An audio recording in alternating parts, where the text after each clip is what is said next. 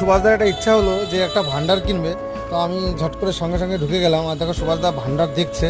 আর আমার চোখ চলে গেল কিন্তু এই কাকুটার দিকে। এই কাকুটার বয়স কিন্তু প্রায় 55 বছর। ইনি 10 বছর বয়স থেকে এই মাটির তৈরি ধুনুচি, প্রদীপ এবং ঘর তৈরি করছে।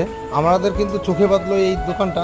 আর আমরা সঙ্গে সঙ্গে আসলাম যে সুভাষদা দেখো একটা ভান্ডার পছন্দ করছে, আর দামটাও খুবই কমের মধ্যে হয়ে যাবে।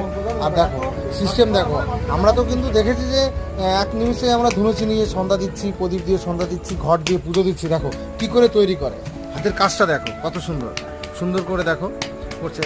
তাহলে এই কাজটা 10 বছর বয়স থেকেই কাকু করছো, তাই তো? আমার বয়স যখন 10, হ্যাঁ, তখন থেকেই তুমি স্টার্ট করেছো। আর এখন 55 বছর বয়স আমার। এই জায়গাটা কোথায় একটুখানি বলে দাও। চন্দননগর কালীতলা। চন্দননগর কালীতলায় এসে কিন্তু পেয়ে যাবে। এই দোকানে দেখো নানা রকমের জিনিস